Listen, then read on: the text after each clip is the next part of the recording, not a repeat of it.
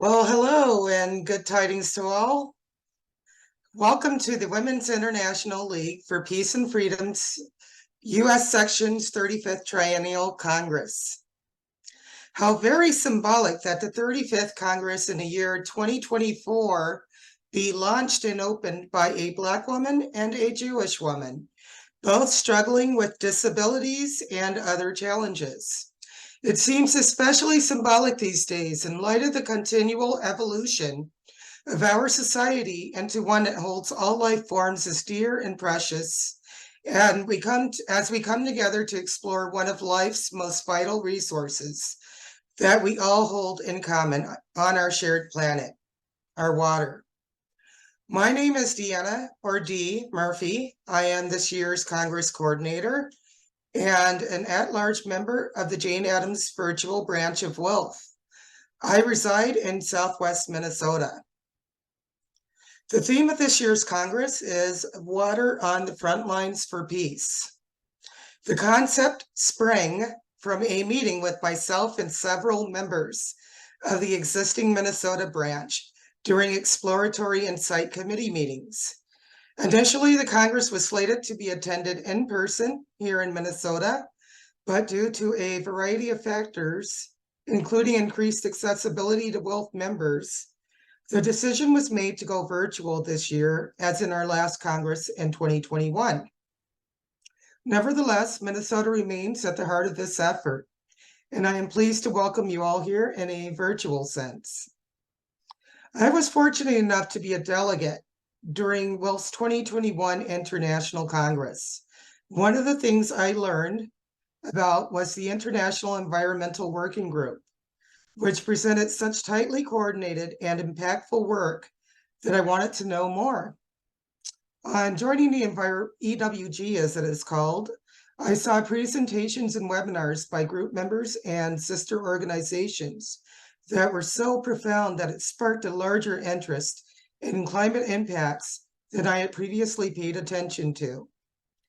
I learned not only about large mudslides in some countries in Africa and plastics pollution, but about PFAS and how people's drinking water had grown to be contaminated over decades.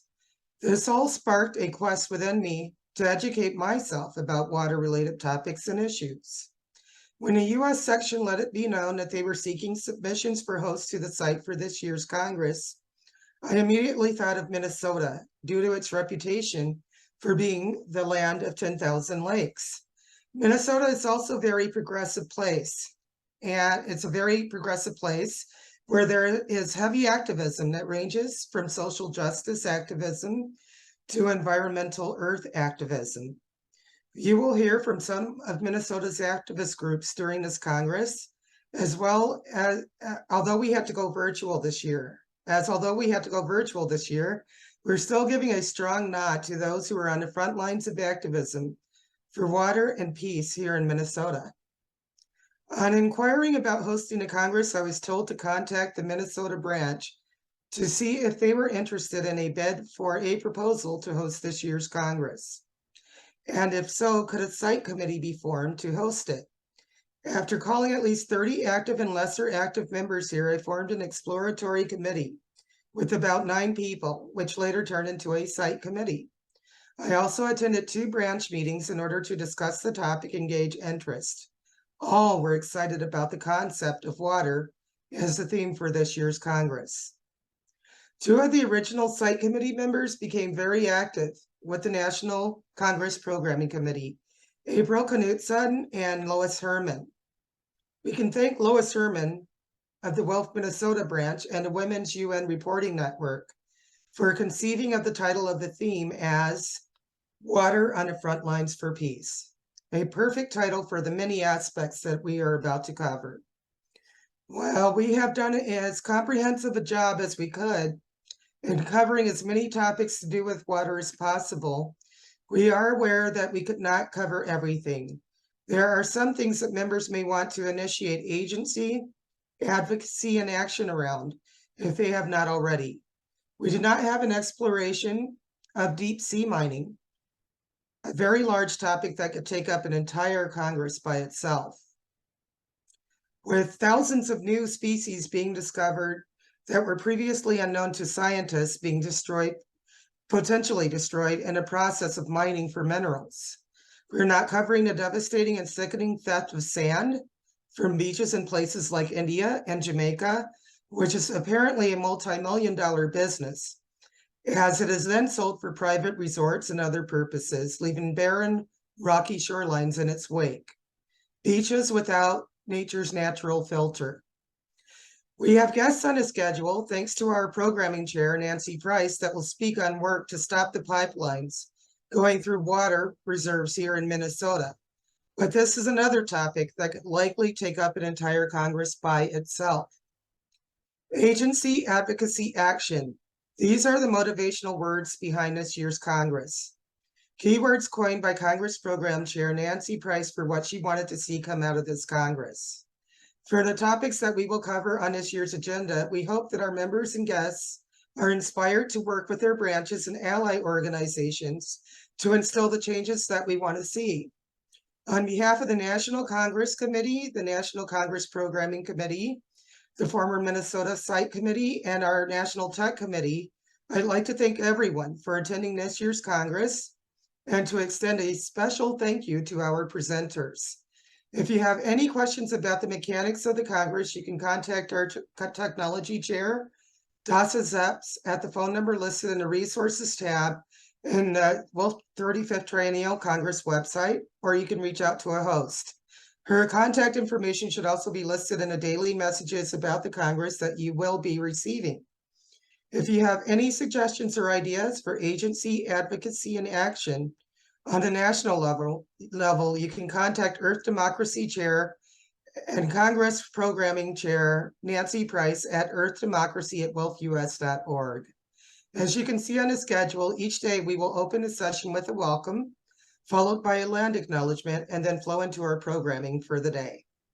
During tonight's program, you will hear from some of WILPF's leaders, both international and domestic. It is also planned that we hear about WILPF's fascinating history, which some may know very well and some who are newer to WILPF may not yet know. Each leader tonight will introduce themselves and will commence to address members and those who are not yet members to who they are, the work they do, and any other messages they'd like for us to hear. Now we will hear from WILPF member Margo Schulter. Margo is a very active WILPF member who is on many national issue committees and who lends her wealth of historical knowledge and willingness to roll up her sleeves and get to work when needed. She is also very active in her Sacramento, California branch. Those of us who are fortunate enough to work with Margo appreciate her kindness, ability to listen and reflect on what is being discussed in a very constructive manner, and her constant reminders of inclusivity of members of society who have been historically oppressed. Margo will now lead us in a land acknowledgement. Thank you. We are here today virtually across many areas of Turtle Island and perhaps even beyond. We acknowledge the land we are on as the territories of the indigenous people, but we know deep in our beings that it is important not only to acknowledge the traditional caretakers of the land settled on, but also to follow and support our indigenous siblings in their movements for self-determination and land back. It is about honoring the past, gratefully recognizing present leaders in the community, and working together in the future with joy and resolve. Further, the Honor Native Land campaign is an assertion that we are all connected to the earth, the water, the air, the cosmos, and each other. Our destinies are intertwined in this moment of change, and we promote and create change that honors all living beings. We as WILPF remember that indigenous wisdom has taught for thousands of years that relationships with one another in community, relationships with all nature, are really what brings well-being in life. We honor those teachings as we celebrate and work for peace and justice.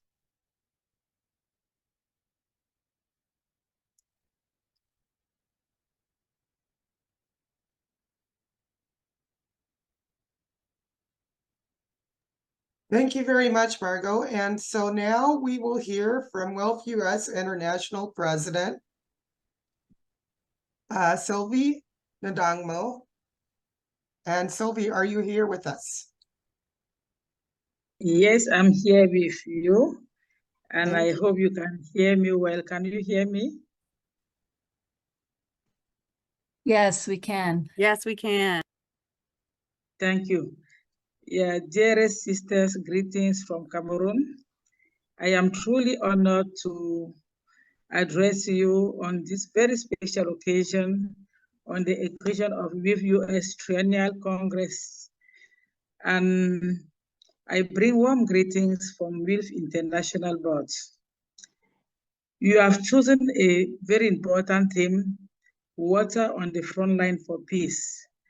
And I wish to say that this is a very timely and crucial topic.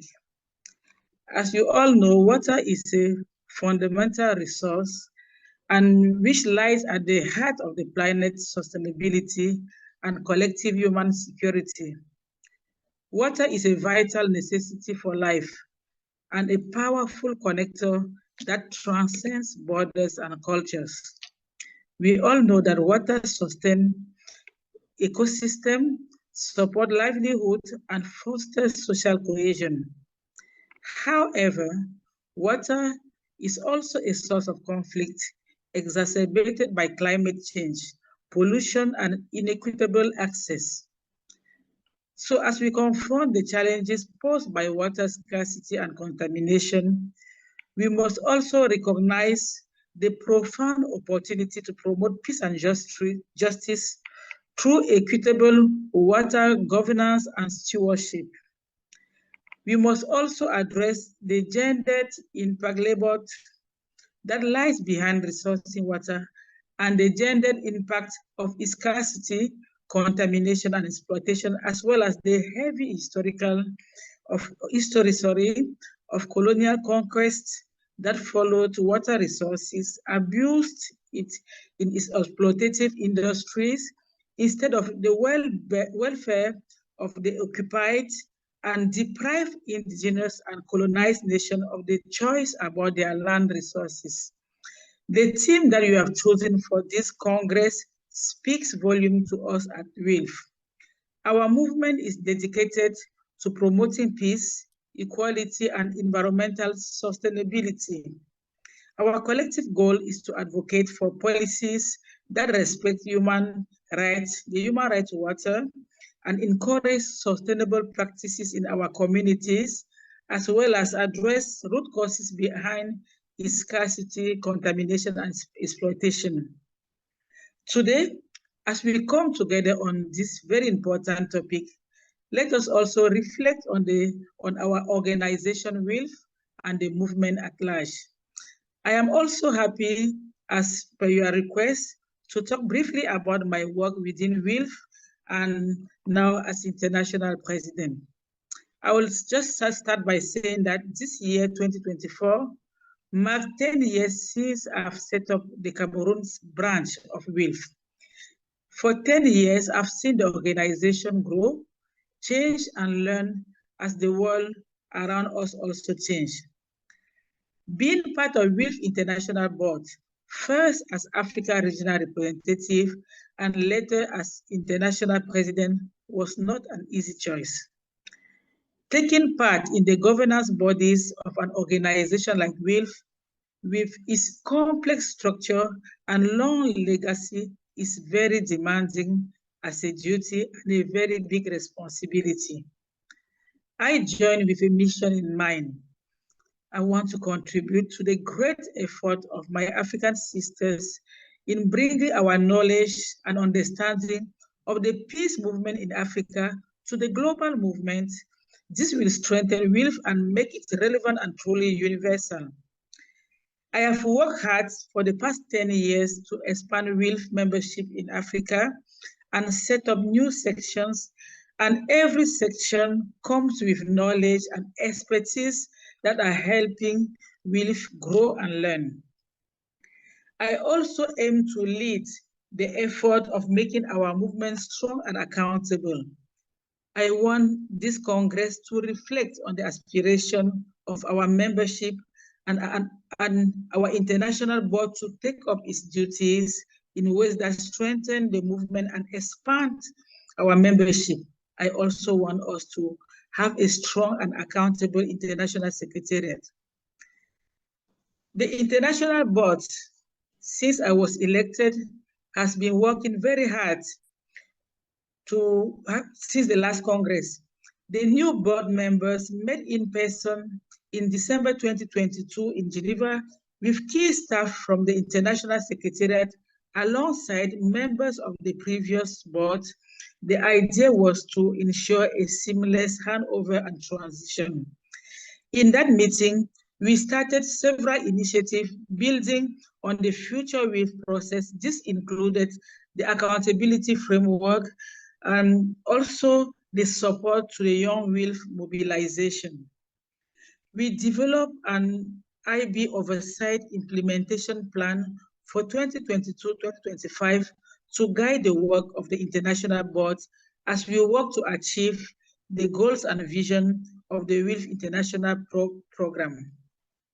Since then, a few things that we have been able to do, just to name a few, we have been able to support the Young WILPF Coordination Group, which is a priority in the international program, empowering the youth to take initiative and active role in advocating for peace, gender equality, ensures the continuity and sustainability of our organization's effort. This commitment is not a one-way impact. We need to come to an understanding that supporting the youth means making space and giving up spaces and power and authority to this youth. Today, I have given up part of my speech so we can all listen to a young WILPF member. I encourage you to extend this strategy. Let's all give up some of our space, privilege, and access to others so that we balance the structural inequalities, and let's do that systematically and engrave it in our structures and guiding documents. I am so grateful to you, WILPF US, despite the short notice, for having accepted that I give this space, some of this space, to a young WILPF. We also acknowledge that our movement is going through its share of conflict.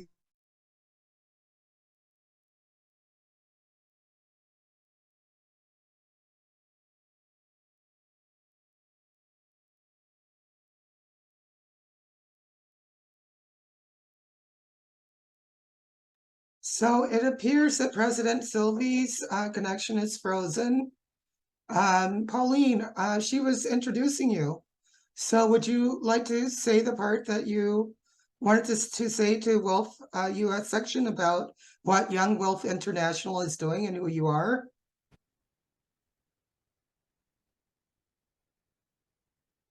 Pauline, are you prepared? Hello. Hi. Can you? Hi. I'm so excited. I'm truly honored to be here. Thank you so much with the US for this amazing space. And this work is truly commendable. Thank you for all the information. Thank you for all the caring. And thank you among all for the space that you have given to the Young WILPF Network. So on behalf of the Young WILPF Network, I want to address you my immense thank you so much. My name is Pauline Bong, and I'm here on behalf of the Young WILPF Network. Please, Dee, can I put off my video to prevent internet interruption, please? Absolutely, Pauline. Are you able to share your screen? You probably know better than we do. There is no particular presentation. I would just discuss and if you want to stop your video for better signal, you can just do that on your end. Thank you, Pauline. Okay, thank you. But so far we can see you well. Good connection. So okay, it's also just to prevent, because as sure. for the presidency. Okay, sure, go ahead. Okay, thank you. So as I was saying, Pauline Bong, on behalf of the Young WILPF Network, and I'm also the co-coordinator of the communications and the campaign. Truly honored, I was saying, to be here. So I would just give you a concise presentation of the Young WILPF Network and what we are currently doing. The Young WILPF Network is a space for people under the age of 35, organizing and advancing the goals of WILPF youngest members.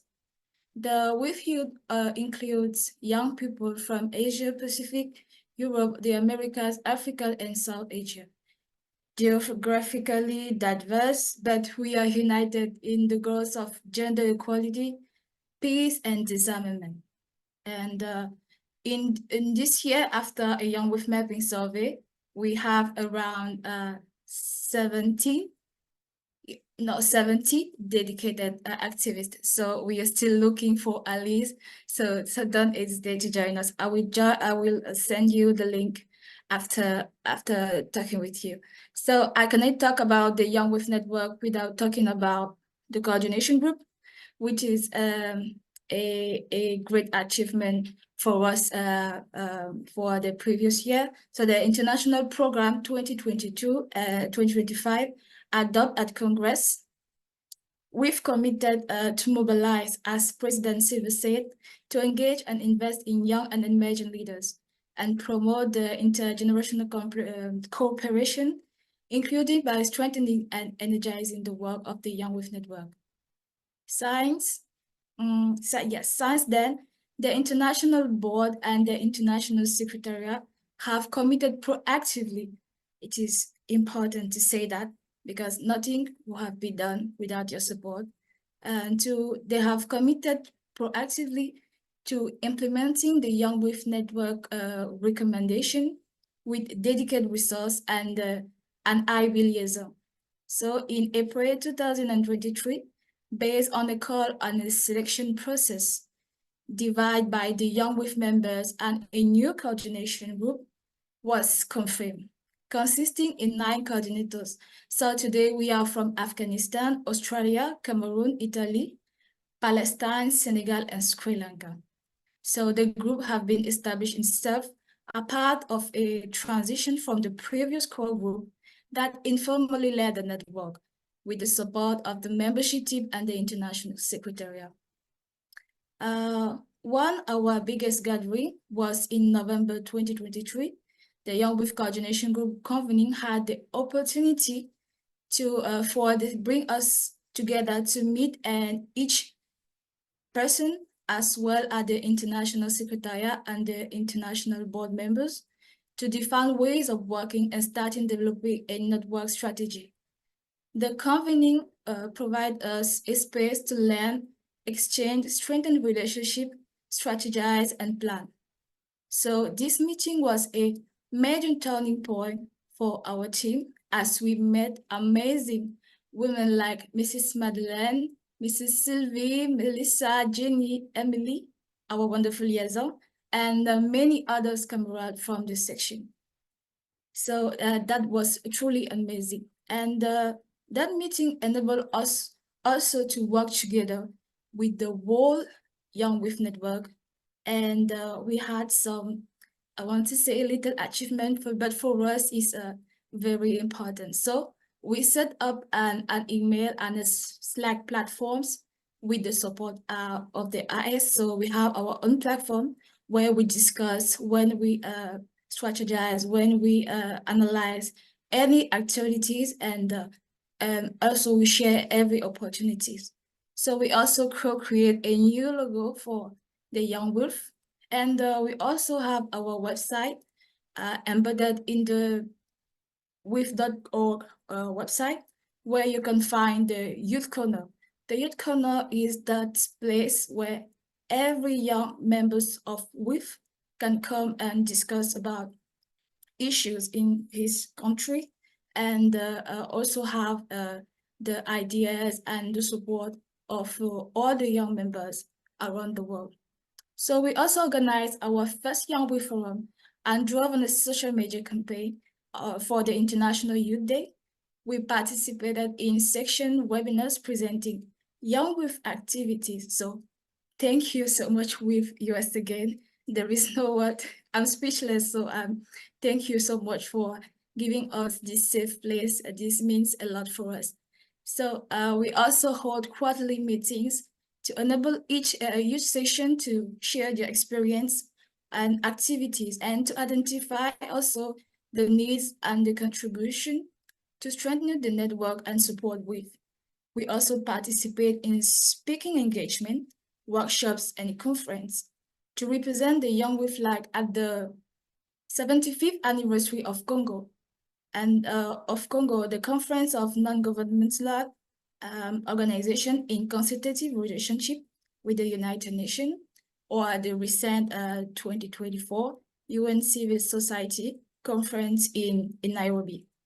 We also participate in creating for WILPF, a feminist action against genocide in Palestine, which is a very alarming situation.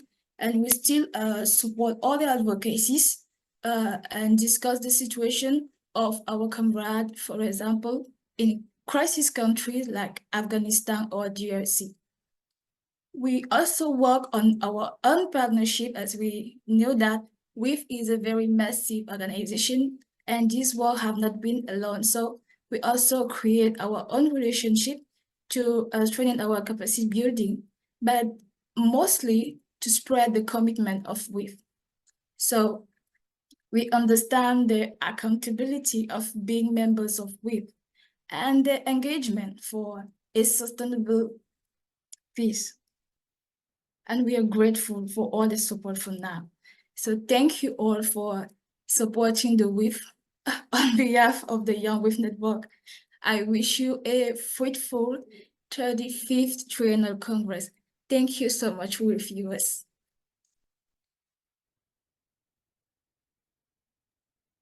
Thank you, Pauline. And President Sylvie's back. And did you want to offer any closing comments, President Sylvie?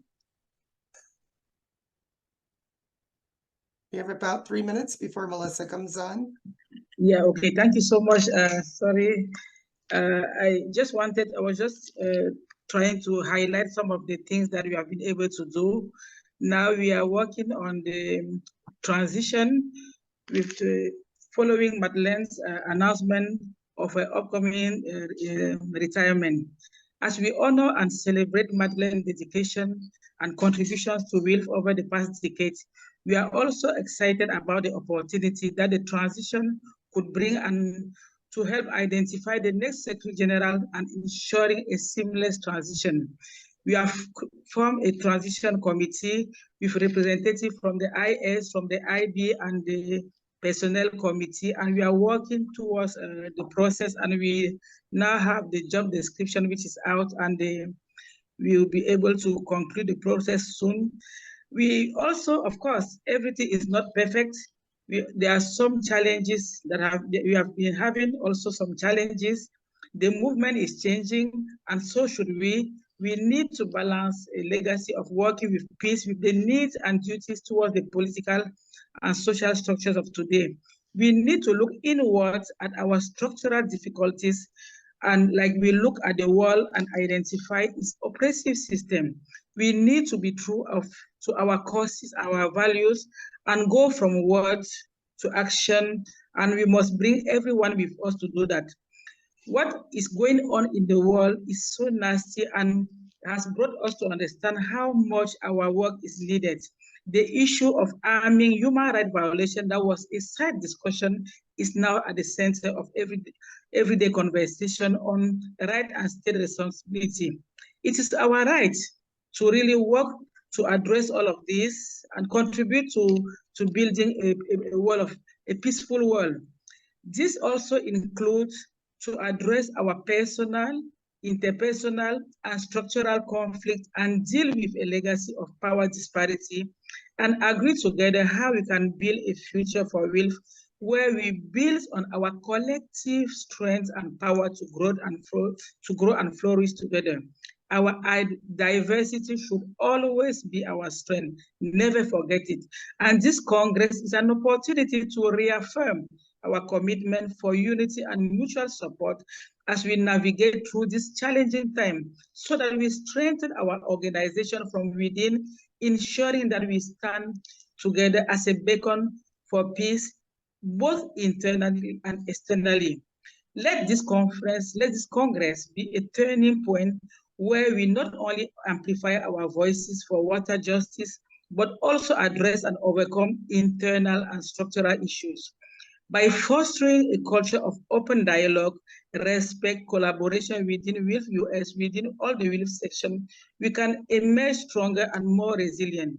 Together, we can transform the narrative and overcome all the obstacles. I want to conclude by extending once again my deepest gratitude to all participants for your dedication and contribution. Congratulations to WILPF US for this wonderful organization. I wish you all the best. Your passion and commitment are the driving force behind our shared vision for a world where peace and freedom flourish. Let us move forward with determination and hope, knowing that by securing the future of water, we secure the future of peace. In peace and solidarity, thank you and congratulations once more.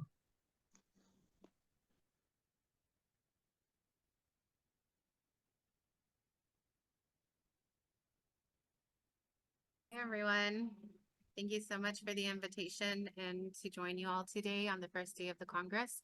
I am Dr. Melissa Maldonado Torres. I am a member of the WILPF US section and also International Board Vice President, one of the International Board Vice Presidents.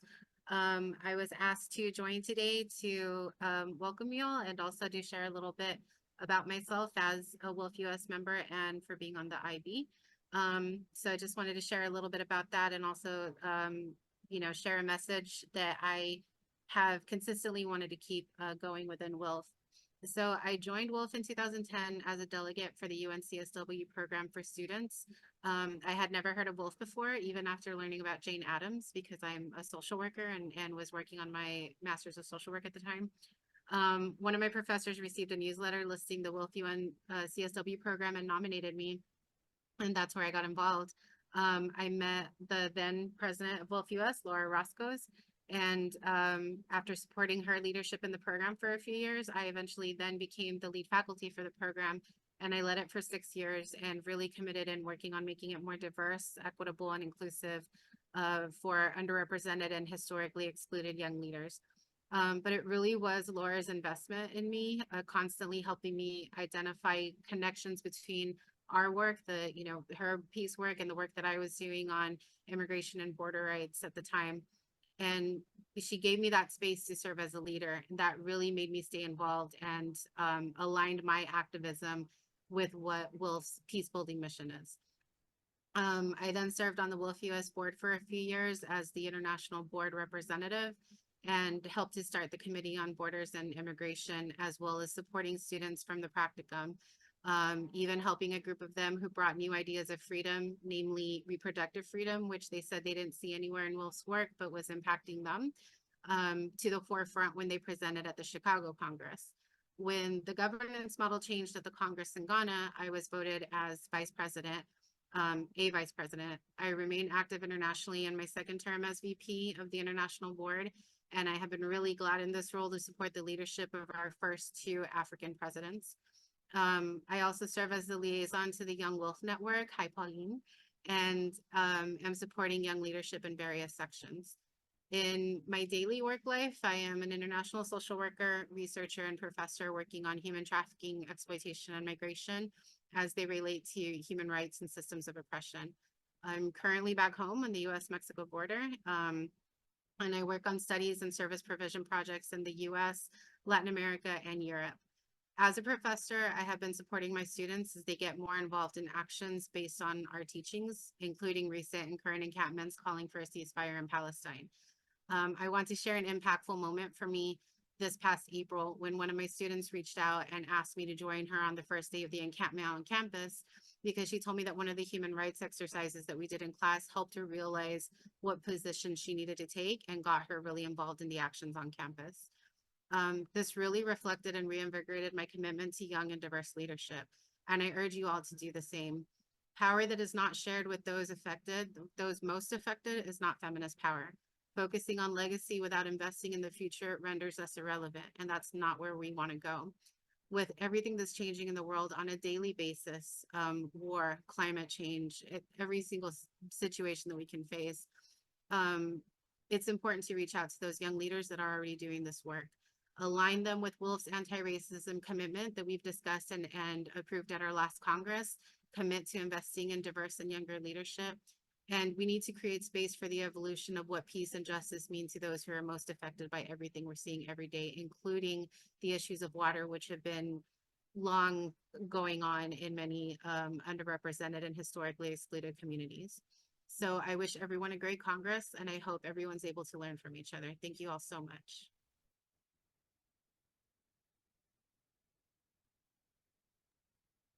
Thank you, Melissa. Thank you very much for coming and letting us know about your work. Very, very amazing people we have in WILPF leadership. Next, I believe we will have the WILPF US section president, Darien.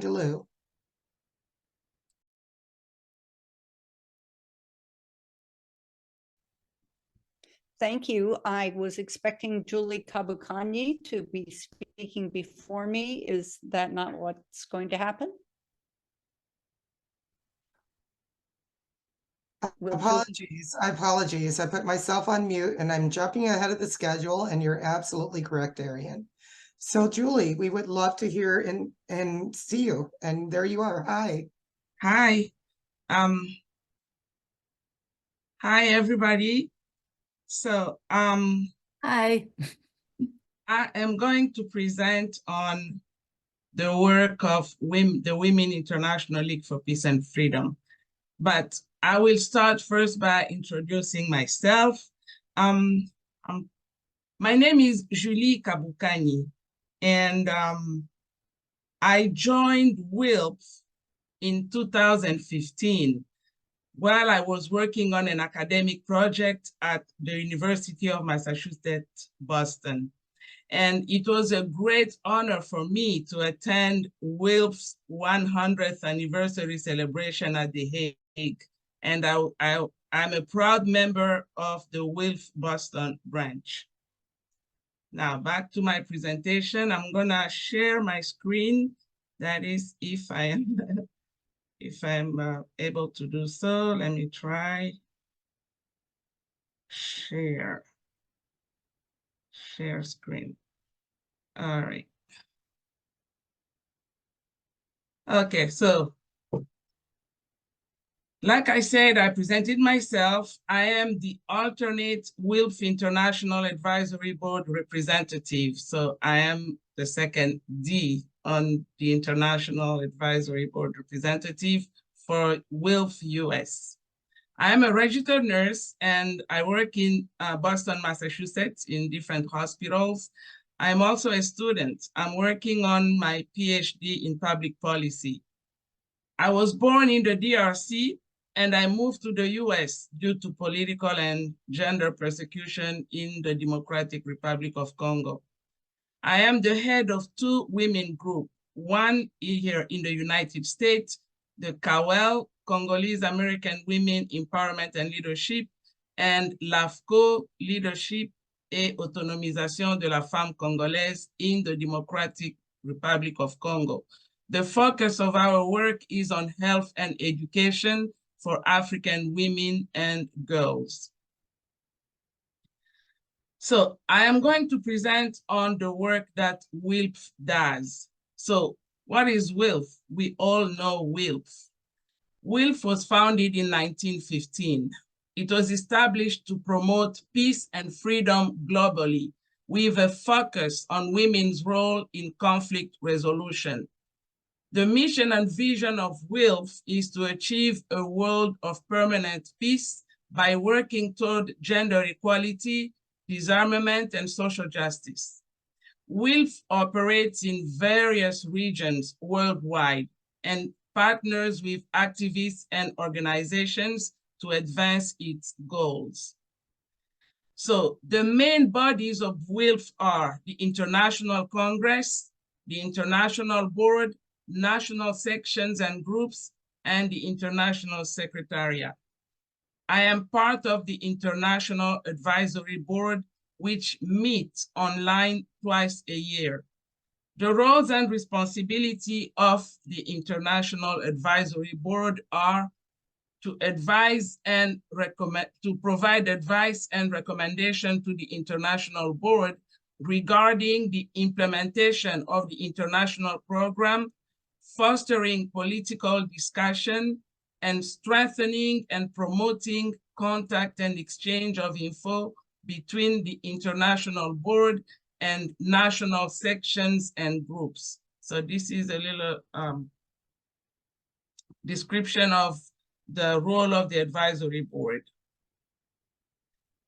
The Women International League for Peace and Freedom works towards permanent peace through 4 interconnected goals: to transform mindsets, to prevent violence, to use the use of feminist alternatives to violence, and to create a powerful movement. The first goal, transformed mindset. So WILPF works to shift societal norms toward gender equality and justice.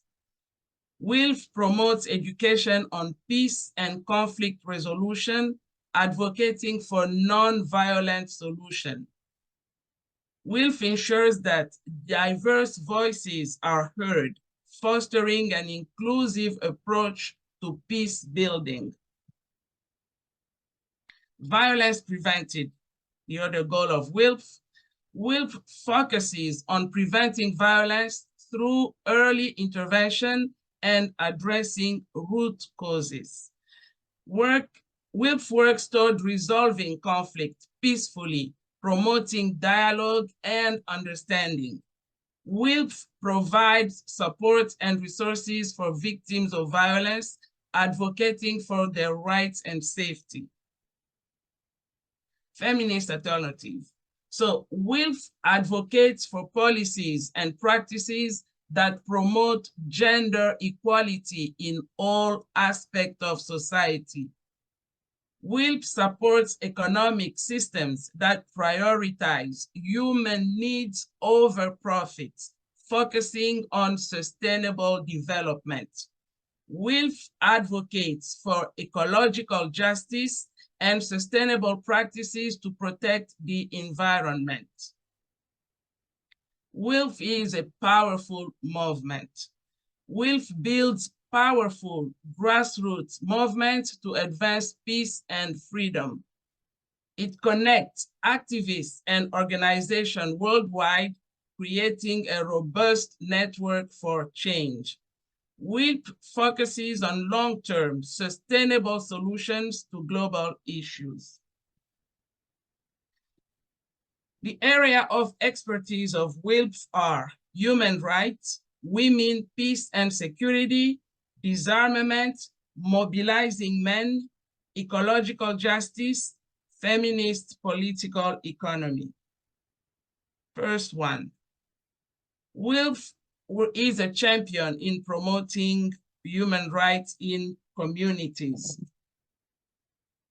It provides education to individuals and groups about human rights.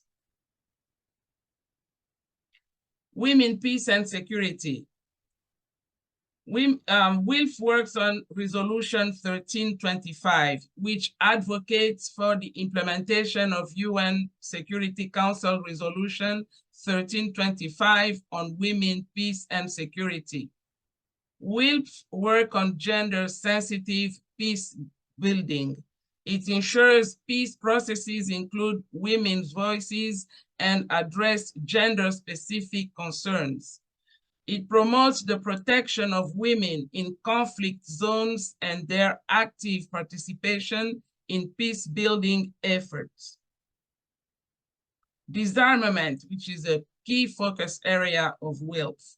So WILPF advocates for disarmament. WILPF conducts several campaigns for global disarmament and the reduction of military spending. Nuclear disarmament, focuses on the elimination of nuclear weapons and promotes international treaties.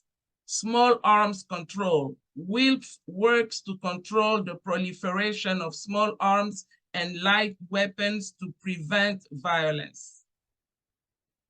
Mobilizing men. WILPF is not just about women.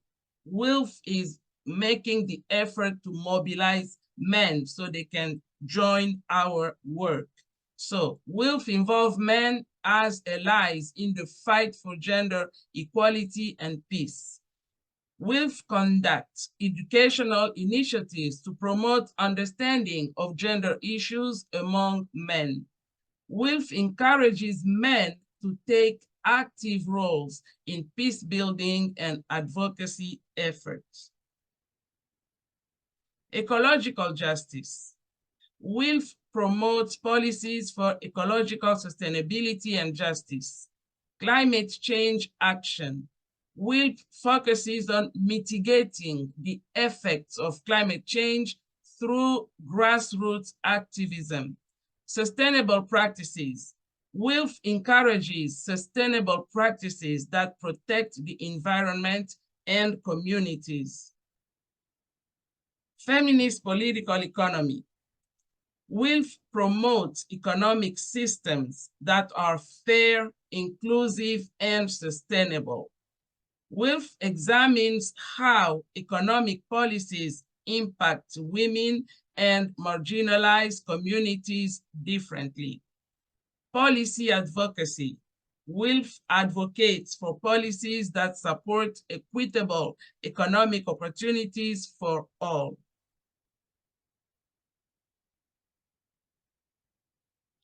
WILPF work in various regions of the world, and I'm going to talk about their work in different regions.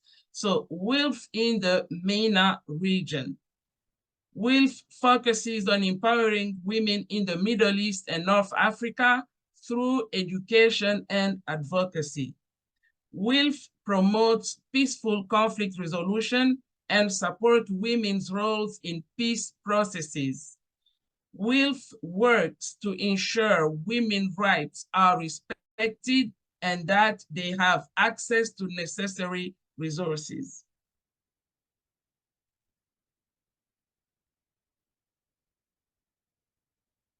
Demilitarization efforts. WILPF, this is one of the program and initiative of WILPF. So WILPF actively campaigns against militarization and advocates for peaceful conflict resolution. WILPF advocates for the reallocation of military funds to social programs that benefit communities.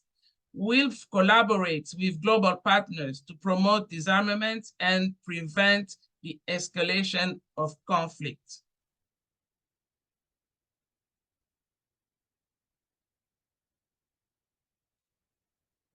So I'm sorry, I'm a little bit, let me go back to this. So WILPF work in Asia. So WILPF work advocates for peace and women's rights across Asia through regional partnerships. WILPF provides education and training program in Asia to empower women and promote gender equality. WILPF supports grassroots initiatives that address local conflicts and promote sustainable peace. So WILPF work in Africa. WILPF empowers women across Africa through education, advocacy, and capacity building initiatives. WILPF supports grassroots peace building initiatives and conflict resolution efforts. WILPF ensures equitable distribution of resources and advocates for women's rights in Africa.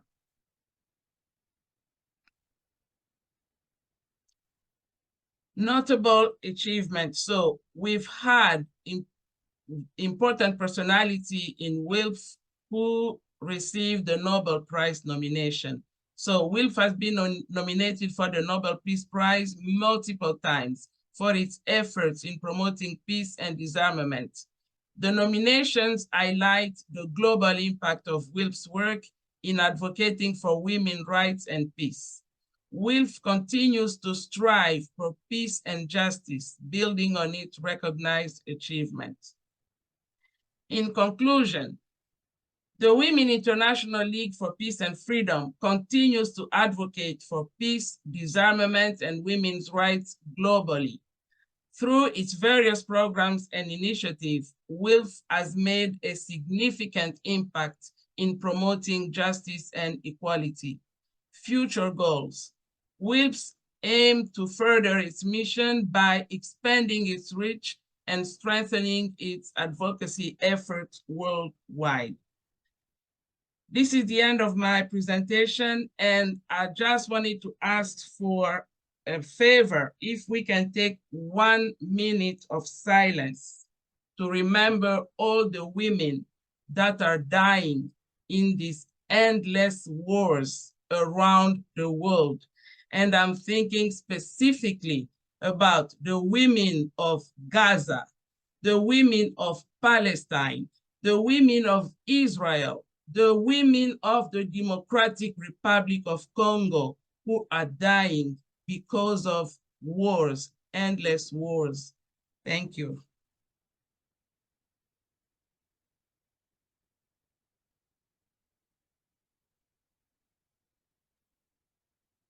Thank you very much, Julie, and very impactful, powerful. Thank you for on such short notice, because we're looking for the UN office, and Dr. Julie stepped right in and gave us the lesson that we all need to hear as longer term members and as newer ones. So thank you very much for your impactful presentation. Next, we'll hear from the WILPF US Section President, Darien. And welcome, everyone. Many of you know me since I've been president for over 5 years now. I'm Darien from Sacramento, California. I'm active in my branch and since 1996 in National WILPF US, also in International WILPF. I also, speaking of international, had the wondrous opportunity to be part of the peace train, which you'll have the chance to hear about more later in this Congress. Wow, what a WILPF occasion. I don't remember, excuse me, I don't believe that you can have a political event in the US without mentioning Palestine. I hope you've seen my President's Corner with the link to my President's statement in support for student actions, inspiration from the nationwide student uprisings in support of justice in Gaza, and what we must learn and remember. So you can find the link to that statement on our website homepage in the President's Corner. Our homepage is wilpfus.org. Right now, as president, I'm here to tell you the story about now and about this, our historic second virtual National Congress. For this virtual Congress, now that we've had some experience, we've structured the Congress to resemble more an in-person Congress, especially through our night owl and early bird conversation room. That's where you'll have the chance to meet new folks and have conversations, sort of as you might have over lunch or in a hallway at an in-person Congress. Whether future Triennial Congresses will be in person or virtual remains to be determined. I plan to enjoy this one now. And now is a pivotal and historic time for peace and much more. We're fortunate that the cycle of our Congresses coincides with this year, a year of critical US national and state elections. I hope you will bring the lessons of this Congress to your activism in the months to come. We're also fortunate that our Congress happens to start now while the moon is in Pisces, a smart, creative, and deeply intuitive water sign that feels things deeply. How perfect for our own participation and for our theme, water on the front lines of peace, whether you believe in astrology or not. We're fortunate to gather to talk about peace in this time when the ongoing global wars, Gaza, Sudan, Ukraine, the Democratic Republic of Congo, are the most brutal, inhumane, and in violation of international law as any wars in the last 100 years. What a time. As our Black Alliance for Peace ally, Margaret Kimberly says, and as we've seen, the world needs cooperation. It's the only way to avoid escalation and disastrous outcomes between the major powers. The US shouldn't be attempting to weaken any nation, but should be continuously engaged in finding ways to prevent and to end conflict. Thank you, Margaret Kimberly. Unfortunately, instead, what we call our government continues to spend money on weapons to use, sell, and give away. Money desperately wanted to serve human needs. WILPF US says cut the entire military budget in half to fund human needs. The world needs peace, not arms and wars for profit. But you know all this, sadly. It's part of the story of now. You also can't help but know about accelerating extreme climate events. And most of you also know that we're in this modern era called the Anthropocene, when human behaviors are triggering the 6th great extinction of life forms around the planet. Yet this is a time of hope, positive energy, and promise now, this year. Look at the Congress program day by day. Open your ears to hear the good news in amidst the bad. At this Congress, you'll hear more about some of those bright spots, the mostly unreported people's movements that are forming and taking constructive action around the world, among Indigenous peoples, among other activist allies, among people we've scarcely heard of. In the US, we often forget. In other cultures, other societies, people have a way of life that they want. When climate collapse and land and resource takeovers don't prevent them, they want their lifestyles and their societies, which are often less burdensome to the environment. Even in the US, more and more people are seeking alternatives to the resource-demanding American way of life. And others in this country, in increasing numbers, are driven to suicide and drug overdoses by that same way of life. Something has to change. But as I say, you most likely know this, but do you know the WILPF part of the story? Do you know that this is a time of promise for WILPF US? This is an important year for us with the launch of the Lloyd Family Legacy Campaign. The vision and the challenge of that campaign is this: how in the demanding world of US society in 2024 does an organization founded by upper-class white women in 1915 and based on volunteerism reform itself to be welcoming and workable for women of all classes, colors, and ages, while continuing our commitment to peace and freedom? We're making a start on that, on being able to reach out to and constructively include a wide range of people from different classes, colors, and ages with the WILPF Diversity, Equity, and Inclusion, that's DEI, with that DEI work.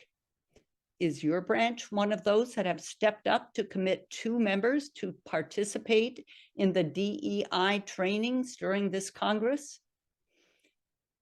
If you don't know anything about this, well, that's why it's important that you should be receiving and reading our e-alerts where that was publicized. Do we have your correct email address? Are our emails going to your junk folder? Our communications with all our members powers our organization. So as your president, I'm asking you, please read our e-alerts, at least look at them, and our e-news. And non-members can also subscribe to both on our website. 2.5 hours of DEI training won't unseat a lifetime of embedded biases and stereotypes. In the US, we're branded by these, especially by racism, leaving a scar that constrains our movement and our thinking. But we can begin to make conscious choices about our actions and about questioning the assumptions that propel them.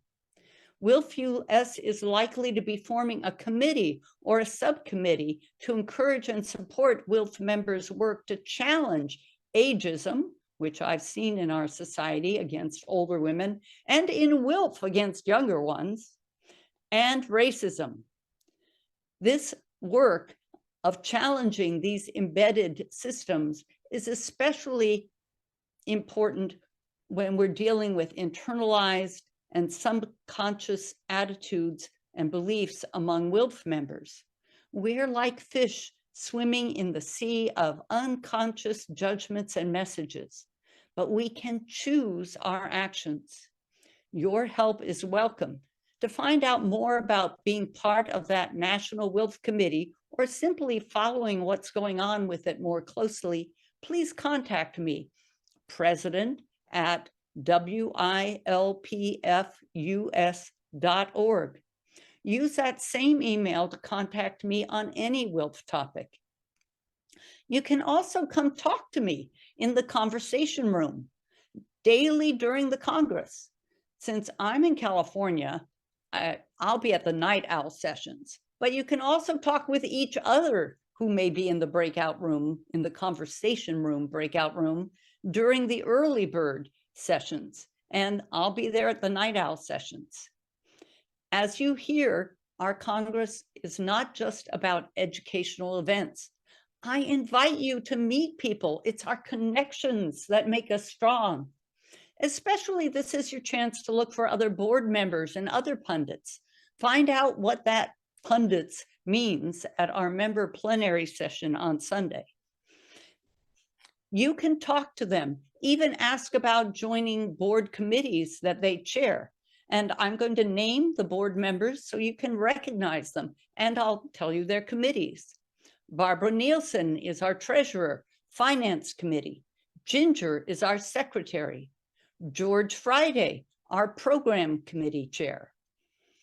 Mary Beth Gardam and Martha Collins are the development committee co-chairs. C.C. Anderson, personnel committee. Ellen Schwartz, nominating committee, newly appointed in March 2024.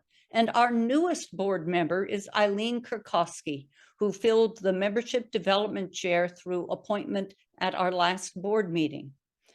Also, Philip Cole and Tina Shelton are our at-large board members. And then there are the other pundits who have important roles with WILPF International. Janet Slaughter is our Americas region representative.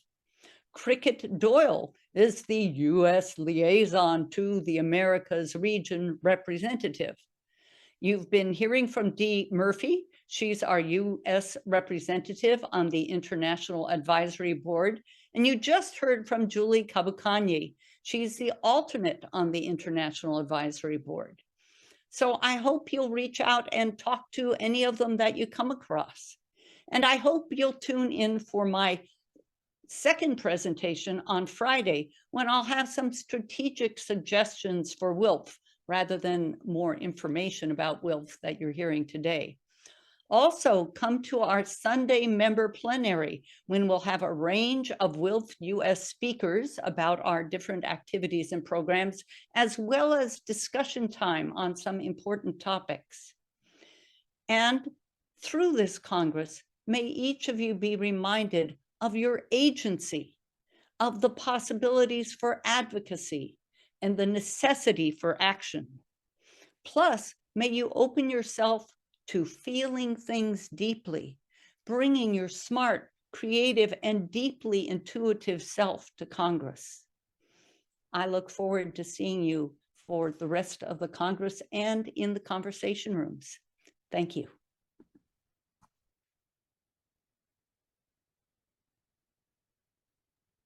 Thank you very much for that very powerful address, President Darien. Next, we will hear from Mary Harrison Hanson, who is the immediate president of the US section before Darien. And she will give us a little bit of history about WILPF and how we come to where we are today. Thank you.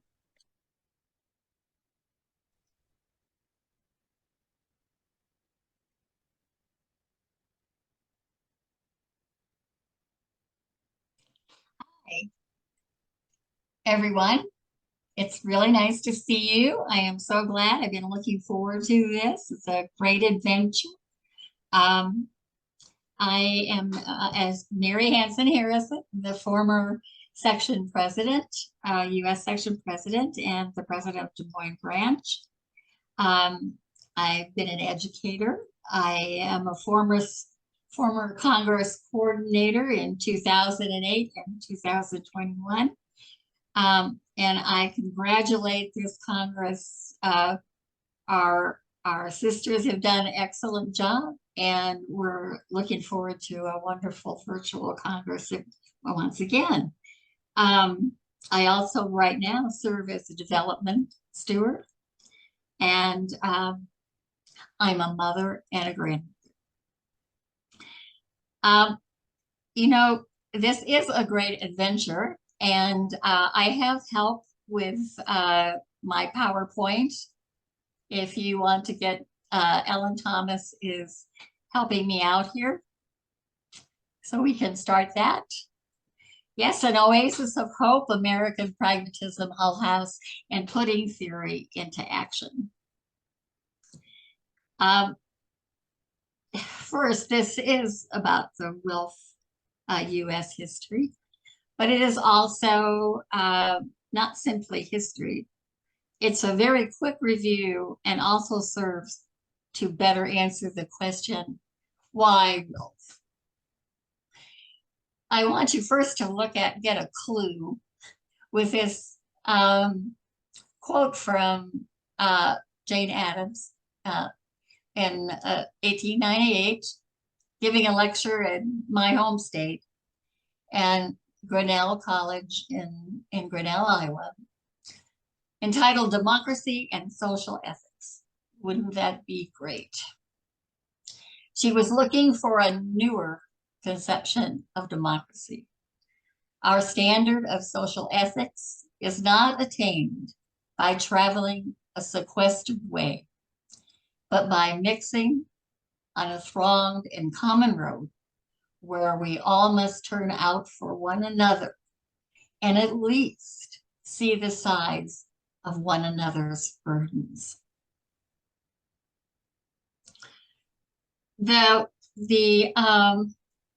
Really, you know, seeing one's burdens and also traveling that same road.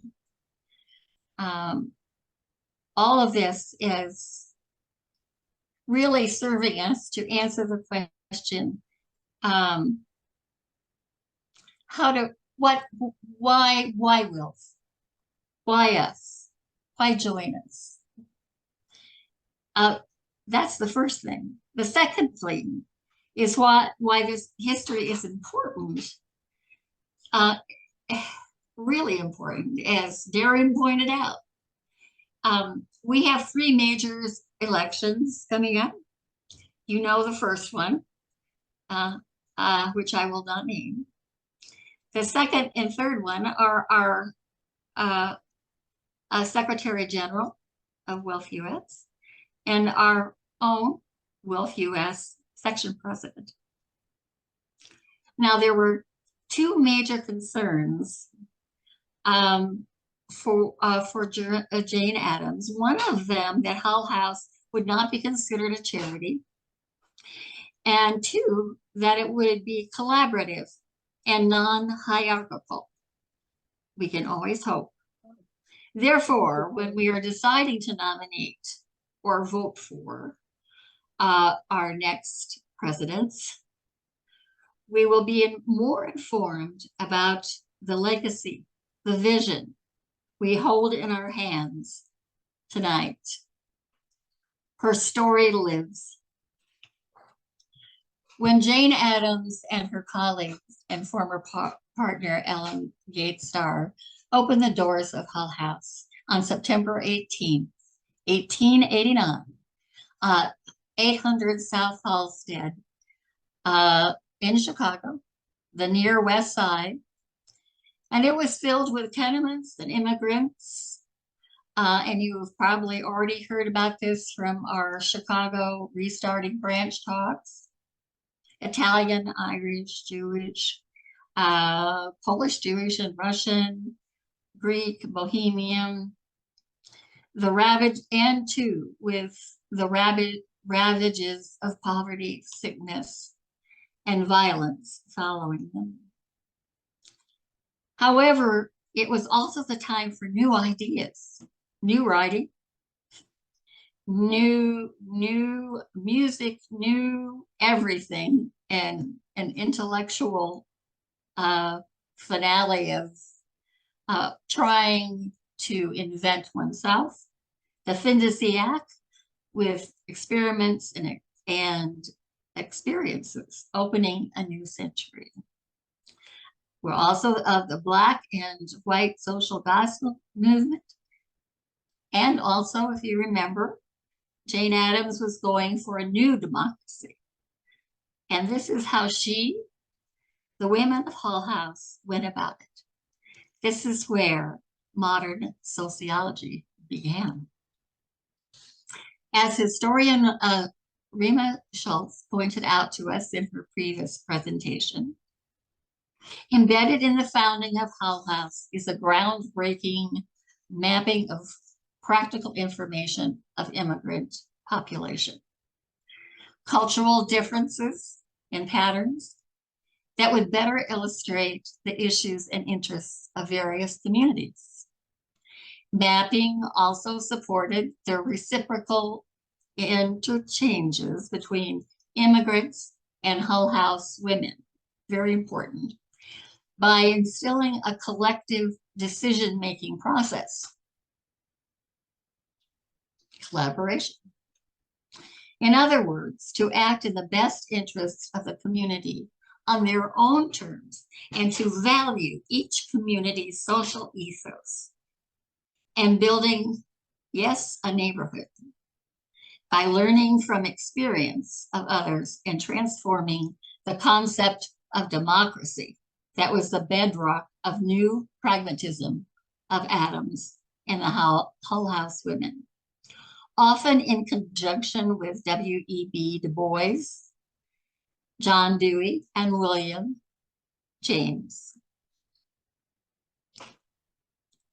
There's William, should show up here. William, and if you would click, thank you. William is often considered the father of psychology. He saw pragmatism as a method of setting a metaphysical disputes, settling metaphysical disputes that might otherwise be interminable. And he does this, most of all, by allowing emotions and feelings to be considered as a source of thinking, rather than finding reason and logic as the only acceptable yardstick for sanity or for the truth. His brother was author Henry James, so that might help explain a few things for you literature people. W.E.B. Du Bois, right on top. He was another father of sociology. W.E.B. Du Bois' major contribution to sociology was his philosophy, where he viewed race as a socially constructed concept, as we often think now of the feminine, masculine, and gay and straight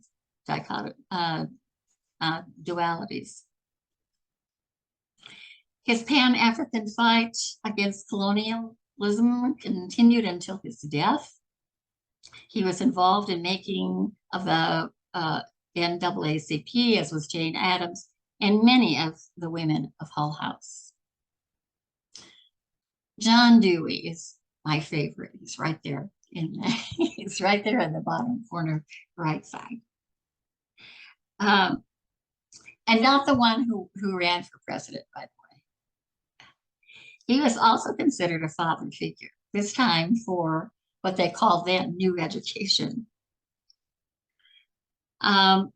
He's also the one you can thank for an education that taught how to cook, students how to cook, sew, do woodworking, balance checks, books, and maybe even phonics, I'm not sure. Both Addams and Dewey were proponents of pragmatism and believed that knowledge was achieved through human experience. They saw it as a pragmatism as an organic and contextually embedded whole, holistic of the whole person. It becomes meaningful and you can live a useful life of learning and growth. The focus of this holistic aspect of an entity, for instance, a neighborhood, and the attention to the importance of art in daily life, the lending library and various art classes at Hull House, and the idea of the interconnectedness of various aspects of life living conditions, health issues, labor laws, mortality rates, reverberates through the ideas of both work and Addams and Starr, and of Dewey.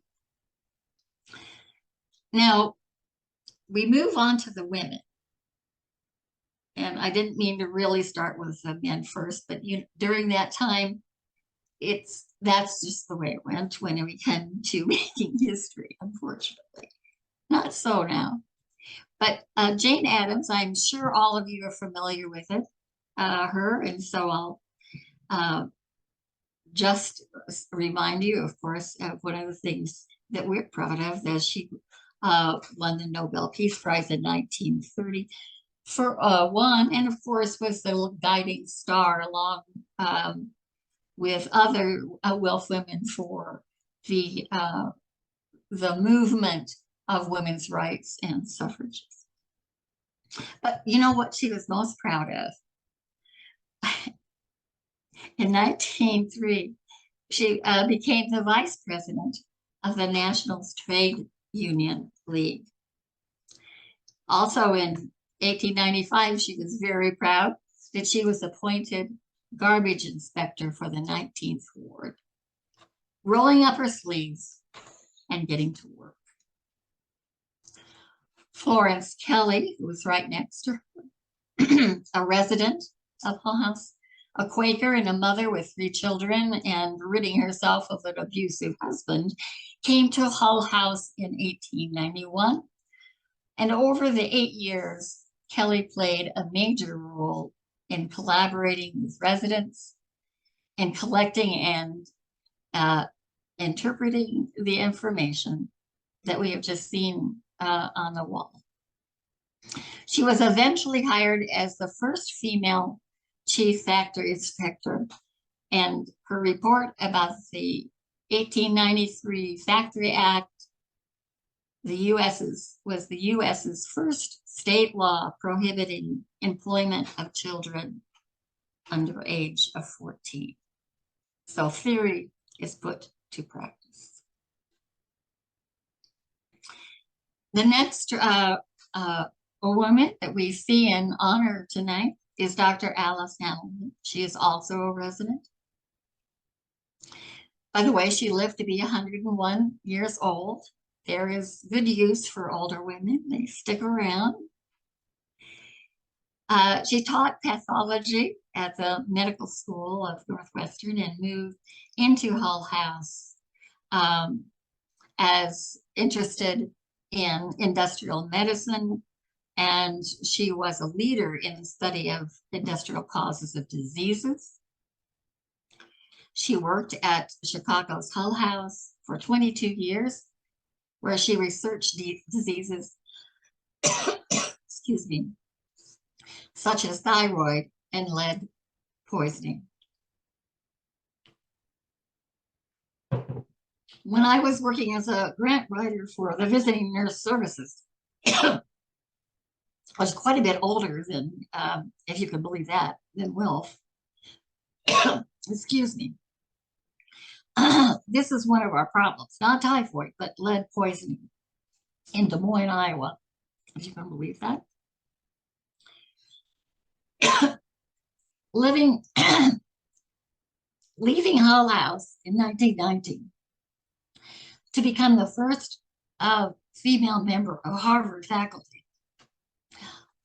Although she could not attend faculty club meetings, nor march down the aisle in commencement, nor could she buy football tickets.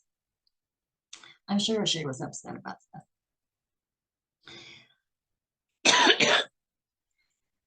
Excuse me, I have bronchitis, so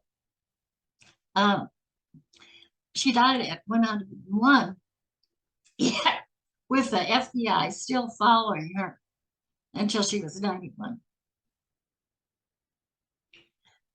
Yes, they were very dangerous women indeed. According to J. Edgar Hoover and the Daughters of the American Revolution. And thank heaven for their dangerousness. The last is Mary Church Terrell, born in 1863. She was 91 when she passed away. However, she was the first Black woman to receive a college degree, which was Oberlin, both an undergraduate and master's degree, and was fluent in several foreign languages. She was a co-founder of NAACP, as was Addams.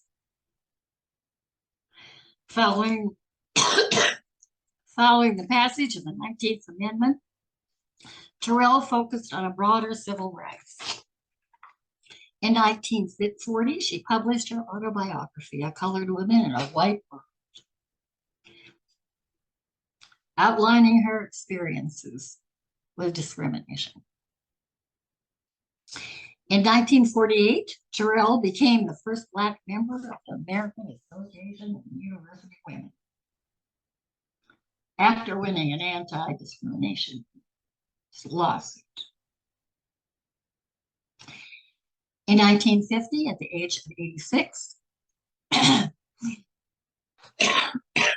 sorry, I don't know why I'm starting here. She challenges the segregation in public places by protesting the John R. Thompson restaurant in Washington, D.C. She was victorious when in 1953, the Supreme Court ruled that segregated eating facilities were unconstitutional, a major breakthrough in civil rights movement. Terrell died 4 years later in Highland Beach, Maryland. What I enjoyed about her was her book, The Progress of Colored Women, that celebrated the once much overlooked Black women's clubs. Powerful, very powerful women. Now this last resident of Hull House was someone who I had never heard of. I'm not sure if any of you have, but she was the first Black graduate from Wesley, received her MD in the Women's Medical College of New York Infirmary for Women and Children. She worked at Hull House, but not as a physician. She was not allowed to work as a physician in the U.S. While she lived at Hull House, she was frustrated not to be able to work as a physician, of course. She came from a relatively poor family and wanted to earn good money and be respected as a physician. Imagine that. At first, Addams didn't understand her frustration, but later came to an understanding.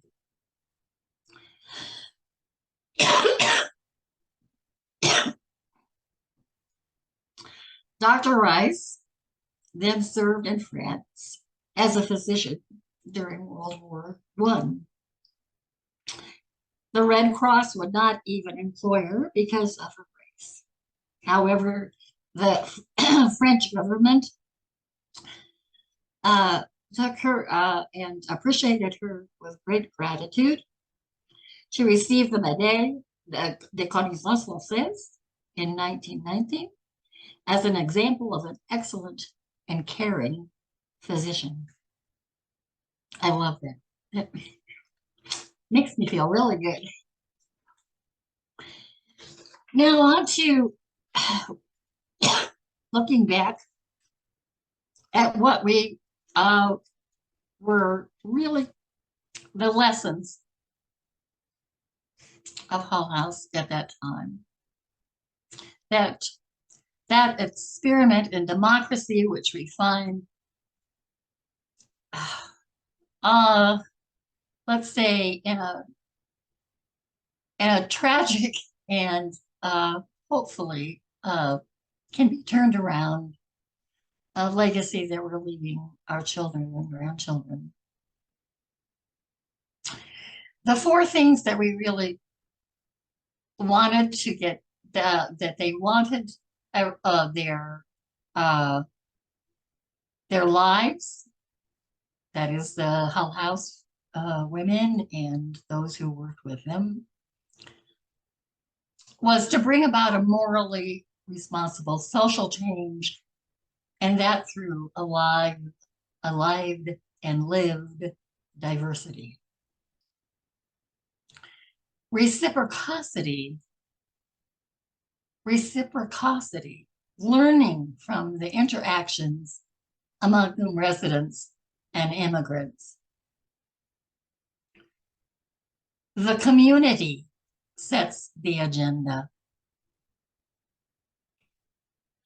Understanding experience and transforming it. To act and to be of a neighborhood of individuals, of different, and yet our humanity is quite the same. To each other, we have forged a way of looking at the world, a way of thinking that sets us to act.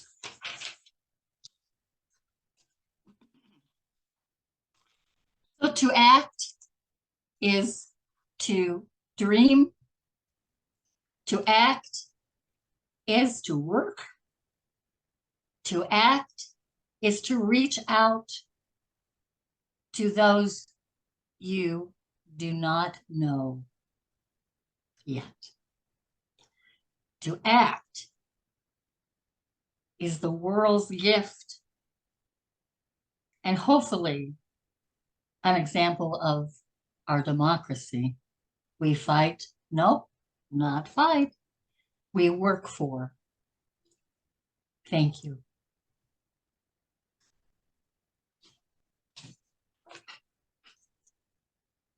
Thank you, Mary Harrison Hanson, for the interesting history about the WILPF US section founding of this organization.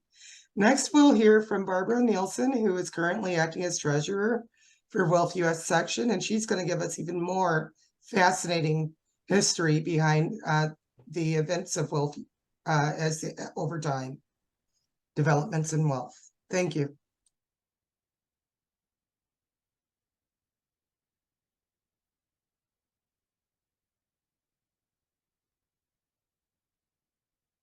I believe my microphone has been turned on. Is that correct? Yes. Yes, it is. And can you hear me? Hello, Ellen Thomas. How nice to see you. Yes. And you can hear me great. Thank you very much for such edifying information from my predecessors, the past two presidents of the U.S. section of WILPF. I am, in fact, again serving as the elected treasurer of the section. It's a position I held back in 2008, the first national position that I held. And we were in troubled financial times then, and we're in troubled financial times now. But that's not what I'm talking about today. Right now, I am going to be talking about one of my favorite topics, which is WILPF and how we got to be here, what we do, the things that we do, and why I think and share with many people around the world that if WILPF did not already exist, it would need to exist, and it would become itself in a version very similar to the version we have now, although it wouldn't be 109 years old. So you're seeing a photograph of me from an event at the Commission of the Status of Women that was held at the UN several years ago at Patsy's Pizzeria. Some of you who have been there know where that's from. I'm on a laptop and I need to be close to it, and the only thing that you can see of me if I were to show you my camera is the top of my head, and as that's not particularly interesting, I'm giving you that photograph. I'm going to talk quickly because I have a lot of information and thoughts I want to share with you, and there's great stuff coming up about the Beijing peace train right after me. So without further ado, I will again thank everyone for being here. I do not let me come back just for a second. I have two pieces of information that we may put on the screen. I'm going to tell you what they are, and one of them I will read to you at one point. One of the things that I discovered when I went to the Commission on the Status of Women, and I think this is actually very important and applicable to everyone, not only in our section, but everyone in WILPF.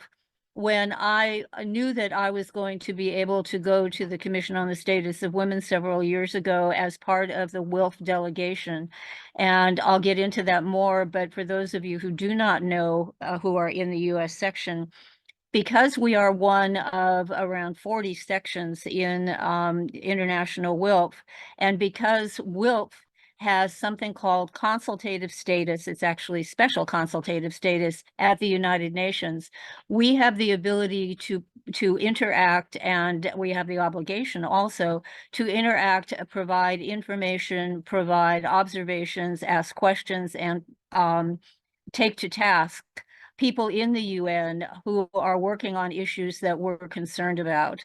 And a part of those responsibilities and rights are that we are allowed to attend and participate in the Commission on the Status of Women and many other meetings.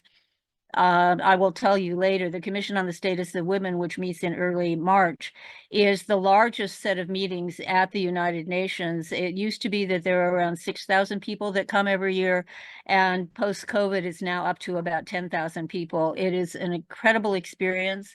You can go to meetings if you're not part of a CSO or an NGO with consultative status, because lots of meetings are held within the city of New York in public buildings, like the Armenian Center or the Social Security has buildings, Red Cross has buildings, but in order to get on the grounds, you have to have a grounds pass, and that comes with either being part of the UN, part of a delegation from a member state, or with an organization, a nonprofit organization that has consultative status.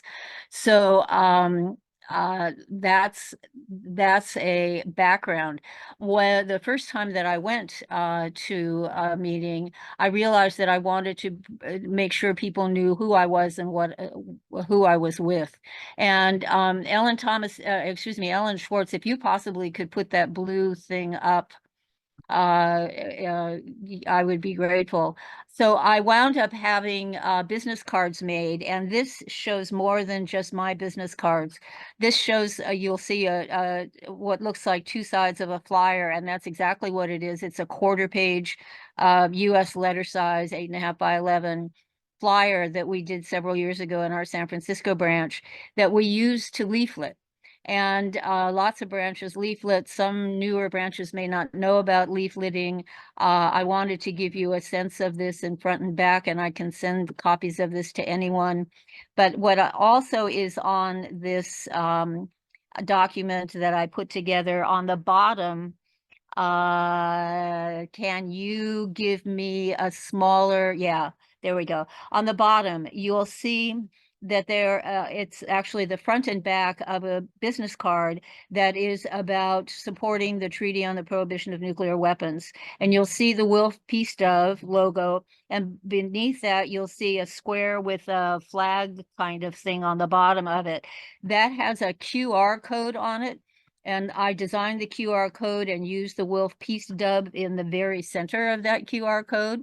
And when you see younger people in particular, when I have these cards with me, and the back is a blurb about WILPF and the fact that we have two early members of WILPF, Jane Addams and Emily Green Balch. Jane Addams received the Nobel Peace Prize in 1931, and Emily Green Balch received the Nobel Peace Prize in 1947. I mention them in almost everything I do when I'm talking about WILPF.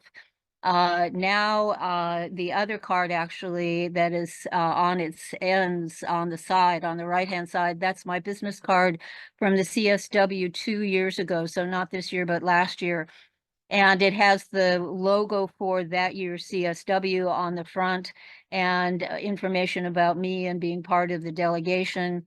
And the back has a similar history, as does the TPNW card, about WILPF. And now, however, it shows that in 2021, the Treaty on the Prohibition of Nuclear Weapons was ratified, and it also mentioned that we received the Nobel Peace Prize as a member of ICANN, the organization that was named as the recipient of the Nobel Peace Prize because women, and largely women around the world, convinced the non-nuclear states that they could in fact do what the politicians said would be impossible to get done, and that is to get ratification of a nuclear ban treaty in the UN, and it was done. Our own Ray Acheson, who is part of Reaching Critical Will, WILPF International program that has been based here in New York. And a lot of other people worked incredibly hard and diligently for 10 years before we received ratification. And oh, good. Ellen is showing that the petition. What happens when you go to the QR code? I'm jumping all over the place. When you go to the QR code, it takes you to our petition. And you can sign our petition to tell the Senate and the President that we want the United States to ratify the Treaty on the Prohibition of Nuclear Weapons. And we have been working on that treaty for petition for a number of years. You too could work on that treaty in many ways. This little business card that has the QR code is a cool thing to do, especially for younger people who they do deal with QR codes all the time. And it's a very easy way to get them there to do the petition. So we in WILPF, as I have said to many people, and I've said earlier just now, if WILPF didn't already exist, it would need to exist, and we would be probably very much along the lines of what we are now. coming back to where I usually start this discussion, back in 1915, you may recall that there was a war going on that has since been named the World War I. And there were a bunch of people who ran countries that were called the belligerent countries who were meeting in The Hague. And we got ourselves over there, some people from the United States and women from all over Europe, and we met. And we met with the belligerents, and we said to them, you guys, you're killing young men on the battlefields. And some of them said, well, they're not our sons. We're just, we pay for our sons to have substitutions. And so, it's a war that needs to be done, and we need to be patriotic. And we said, that's not going to get you anywhere. It's not going to get anybody anywhere. And they looked at us and said we were a little crazy. And we said what has been our mantra ever since, which was war has never been the answer. War is not the answer now. War will never be the answer. And the way to begin the solution of war is at the negotiating table. And of course, interestingly enough, what are we seeing right now in Gaza, between Gaza and Israel, and in every conflict that has been in existence since we all have been alive? What gets us moving forward and out of the conflict is sitting down at negotiating tables and moving us forward in that manner. So our message is not a new one. Our message is a tried and true one. And the non-nuclear nations that put into place the Treaty on the Prohibition of Nuclear Weapons recognize that completely. And women, as I say, were hugely responsible for getting that message across in their countries and getting that message across to their governmental representatives, and then getting that message heard in the United Nations, which is a really cool thing. So again, we can make copies of this available. I have no idea if the magic lets us put something, put a copy of this in the chat, but my contact information is on here, and if people want me to send them copies, I'd be very happy to. So let me come back to my text, and which I have gone through much of, and get back to you. Most of you know that so we were established in 1915 and have been going ever since. We all know, I believe, that our headquarters is in Geneva. We have groups and sections around the world. We have an international board. We're very fortunate to have members of that board here, including our international president. Thank you very much for being part of this. We have been in the United States since 1915, and we wax and wane in terms of how many numbers we wind up having. We have been in big growth spurts, and right now we're hoping to turn around and have a new growth spurt in the next several years. The United Nations, which we refer to a lot and we do a lot with, as I think everyone here knows, began in 1945, and it actually was founded in San Francisco, and but it's been in New York for quite a long time. The idea behind it was a bunch of people doing a lot of diplomatic things. They were member countries, and it was only really member countries and diplomats. But by 1946, they had determined there were so many civil society organizations, which we in the United States tend to refer to as non-governmental organizations. They both mean the same thing. That civil society organizations, the UN was going to need to be able to figure out a mechanism to be able to hear what civil society organizations were saying, and not only have the input from member states and governments. So they made some rules, and by 1946, they had the first non-governmental organizations that were allowed to be in consultative status with the UN. The WILPF became a non-governmental organization in special consultative status. There are 3 different kinds of consultative status. For our purposes, that's not important. When you are in consultative status at the UN, you not only are able to, but you are expected to participate with the UN, to give advice, to participate in meetings, to interact with the member states, and to help them in policy development. And we have been doing that ever since. We have had a presence at the UN. There's a building across the street from the UN, which is called the Church Center, which was built by the United Methodist Women's Retirement Funds. And they rent out space in that building to non-governmental organizations who are charitable under US rules. And it's 12 floors, I think, of a bunch of NGOs, and we have had an office there for a very long time. And we have people from the International Secretariat staffing that office right now who are amazingly helpful to those of us who have been fortunate enough to be in the UN. Especially when we go for the Commission on the Status of Women meetings, which we do which we have been doing for a number of years. I am scrolling through here, excuse me for a minute. So as I opened with, the largest set of meetings at the UN are the Commission on the Status of Women, otherwise known as the CSW. And this year was the 68th session. And the CSW has a bunch of rules, and it talks about the kinds of things that it does about women. It's been very effective and increasingly effective.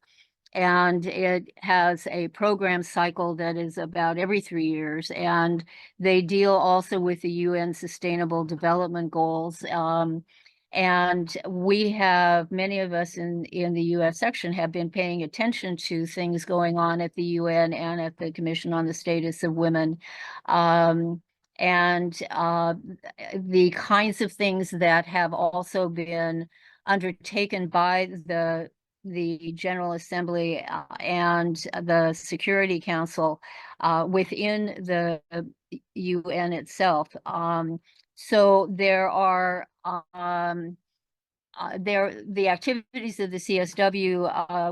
We had a former president who preceded Darien, Deleuze, and Mary's presidencies, who kept thinking about the fact that the CSW had meetings in New York, and at the time we had a branch in New York, and New York was not very far away for a lot of people.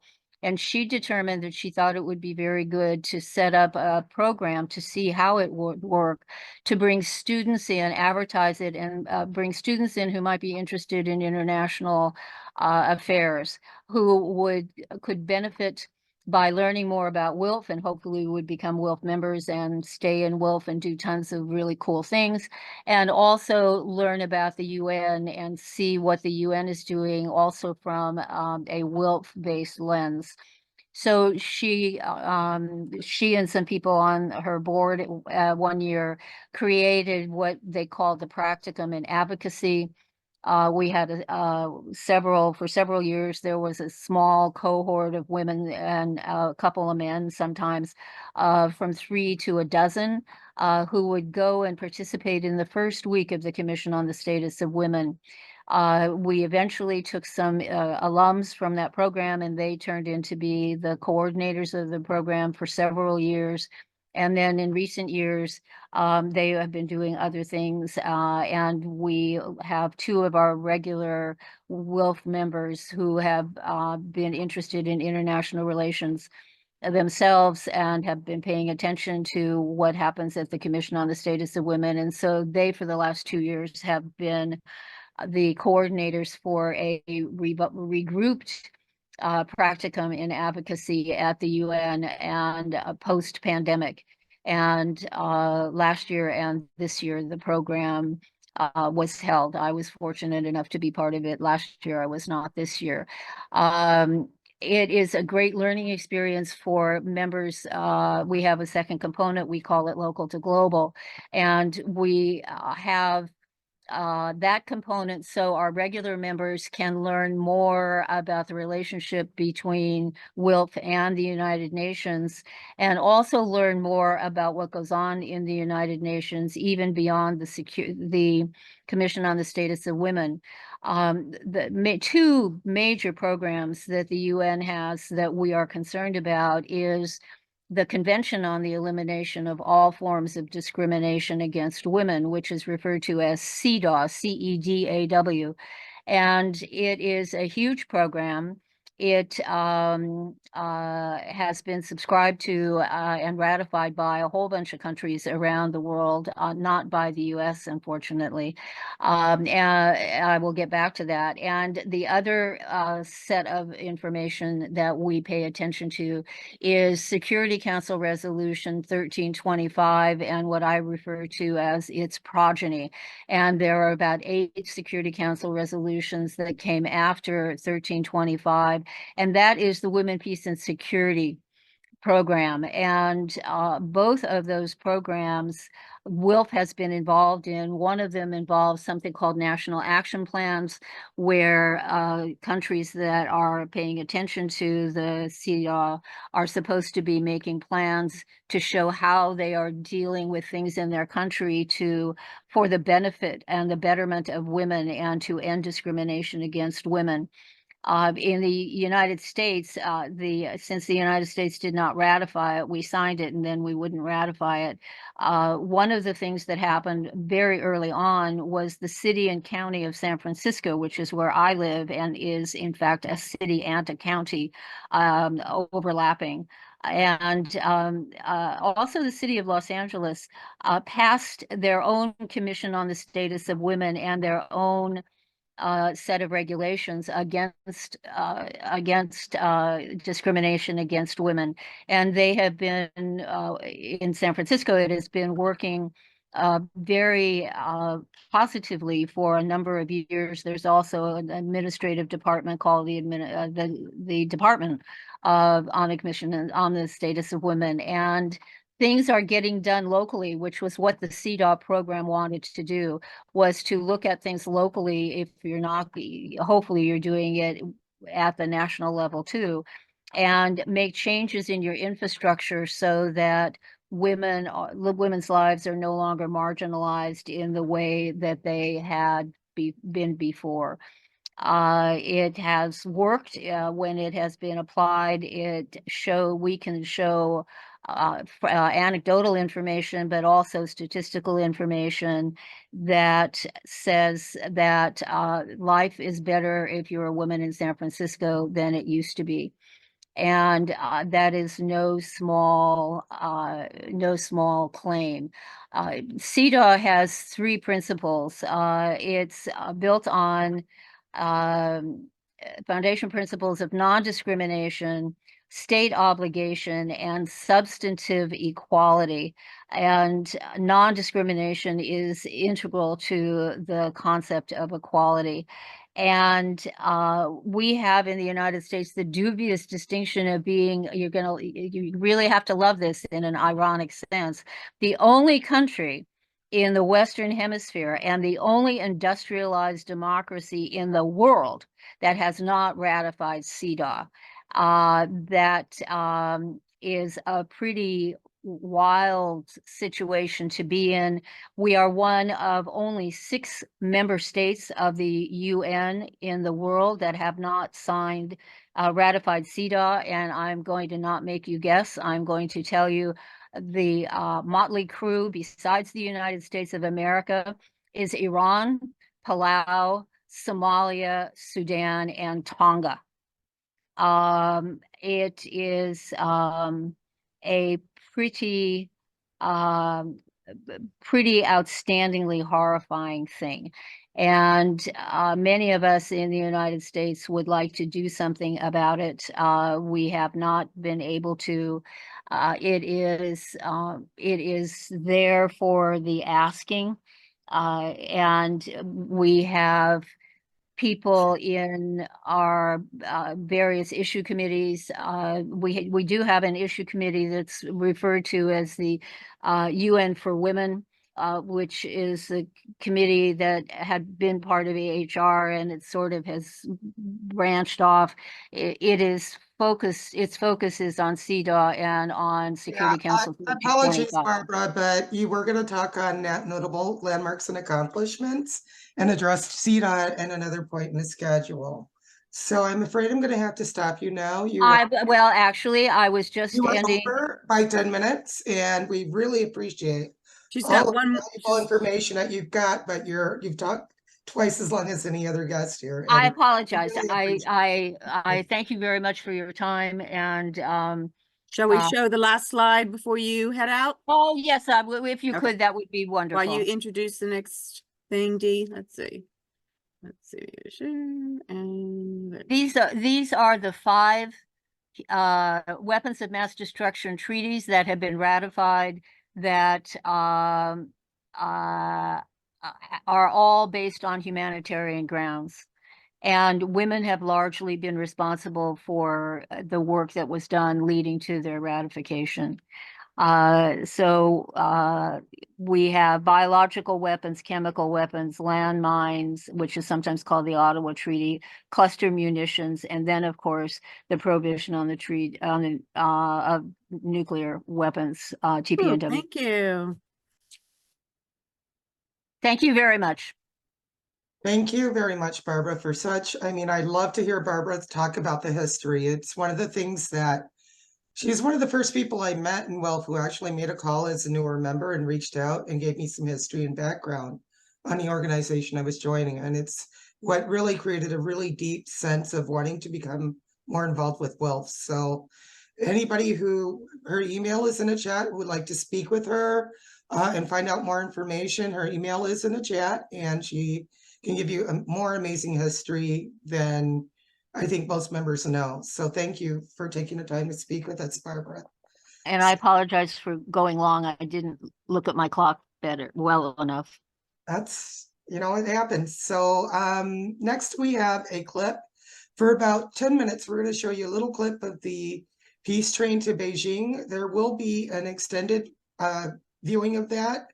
I believe that's on the schedule and additional programming coming up. I believe it's at 2:30 p.m. Eastern time tomorrow. So after we watch the 10-minute clip, we will close and we will go into breakout sessions and get to know one another.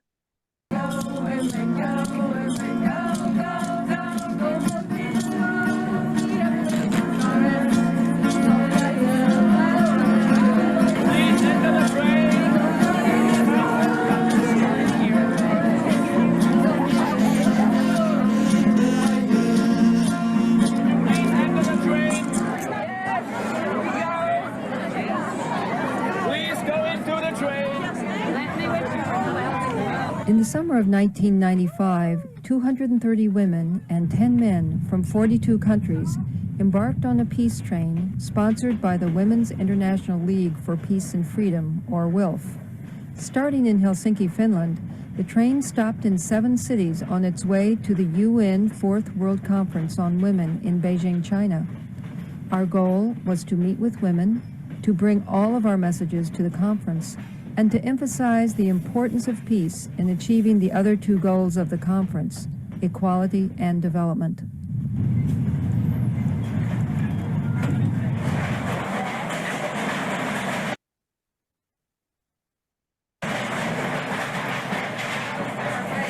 The whole train became a rolling school.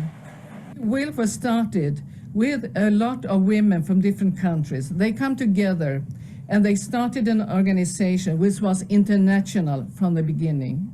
On our train, we have not only WILPF members who are interested in peace, we have activists and women from very, very different backgrounds, like interested in racism, women in health, violence against women, youth organizations, environmental organizations, and it's a unique that we can really exercise in discussions that we have a holistic understanding of peace. So it's not the very specific classical peace agenda we have here. We are part of the peace movement and we are part of the feminist movement. So where peace and feminism meet, that's where we are active.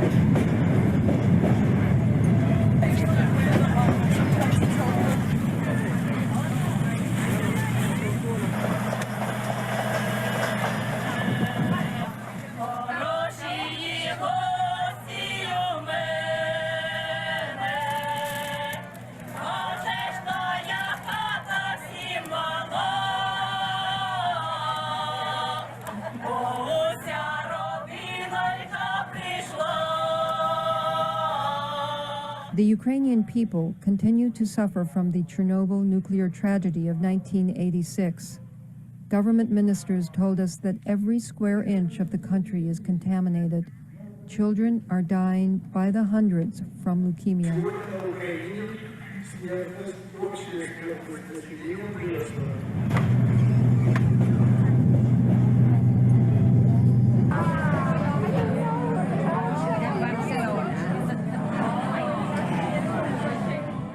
In Bucharest, we saw the palace built by Nicolae Ceausescu during the later years of his dictatorship. He was overthrown and killed in 1989, but only after he depleted the national treasury building this monument. For 4 years, 20,000 workers and prisoners labored around the clock. There are miles of marble and the largest Persian carpets we had ever seen. This is unbelievable. I mean, this is the poorest country in Europe. And look at it, I know.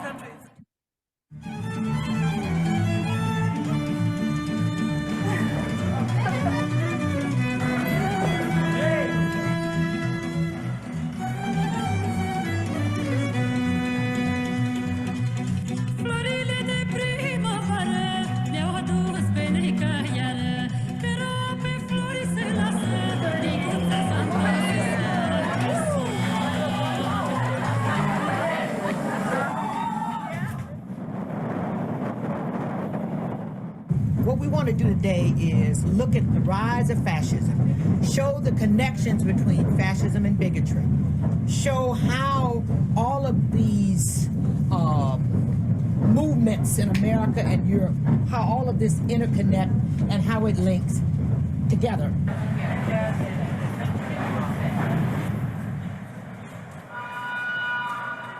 Sister, no glass, please. Women from all the warring factions in the former Yugoslavia crossed borders to meet us in Sofia. We were told that nationalism is a very powerful tool for those who want to foment war. It is a war for profit. Only thing that can stop the war is stop selling weapons. I said once they In Istanbul, the only city we visited that wasn't part of a former Soviet bloc country, the feminist movement is far more organized, but faces challenges from state secular power and Islamic fundamentalism. So I think it was important for people to be in Istanbul and to see one country where the population is Muslim. Is feminism possible under Islam? Feminism is possible under Islam as far as it is possible under other religions. I don't think Islam is worse than other religions. All the religions are bad for women,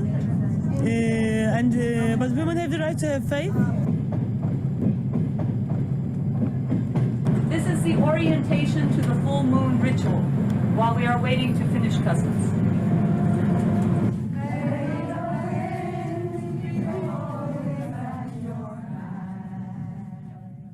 Sometimes the goddess is the light, and sometimes the goddess is the dark.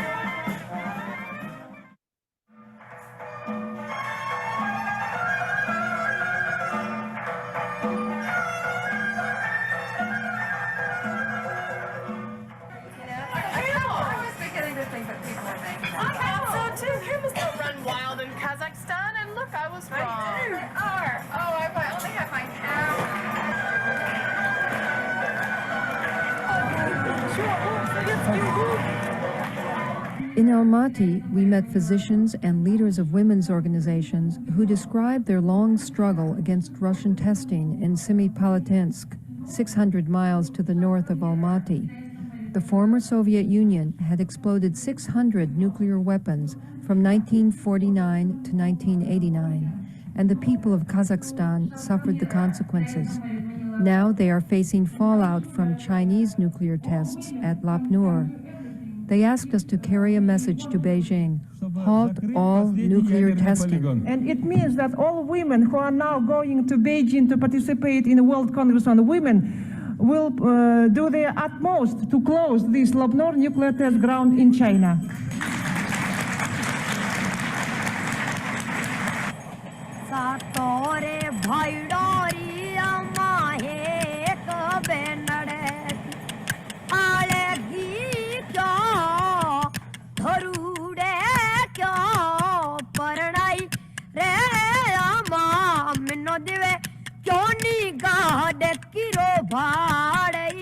If I'm trying to relate a concept like feminism, I can't find a word in any of the other languages I speak which has a concept like feminism. We keep hunting for words, for feminism, for empowerment, for race, for class. Even if we're white, the race question is important. Even if we're upper class, the class question is important, because our goal cannot just be to empower ourselves. We want to empower women all over the world. What we must do first, to learn, to celebrate our achievements. Say, wonderful, we have done a great thing, this generation of people and the new generation coming up, that we have achieved a lot. Let's celebrate it. Women have achieved rights forever. There's no going back. Within every country, there are oppressive institutions and structures trying to subjugate women. So what are we relying our nation state on? What is it that we are talking? What is nationally so important to us that we are saying, in my country, this is great? There is no country that women have, as Virginia Woolf said. We have to construct another country, and that country will be a democratic country. In that country, there'll be equal pay. In that country, you can walk out in the evening and so on. Therefore, international solidarity continues to be important.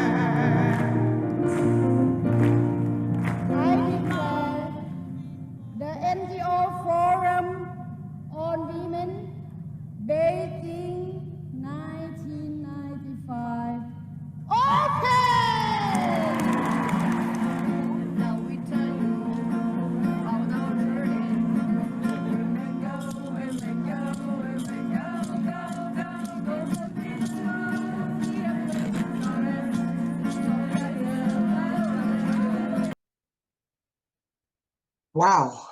It is so exciting to be part of such an amazing group of people and part of this year's U.S. Section Triennial Congress. As I've mentioned previously and put in the chat, we are able to view the entirety of this film made by Robin Lloyd tomorrow at 2:30 p.m. Eastern Daylight Time. And also, if you look under the additional programming tab, we will have water breakout rooms. There's Robin. Hi, Robin. We'll have additional breakout rooms for water discussions by geographic region. So that's at 4:00 p.m. Eastern Daylight Time.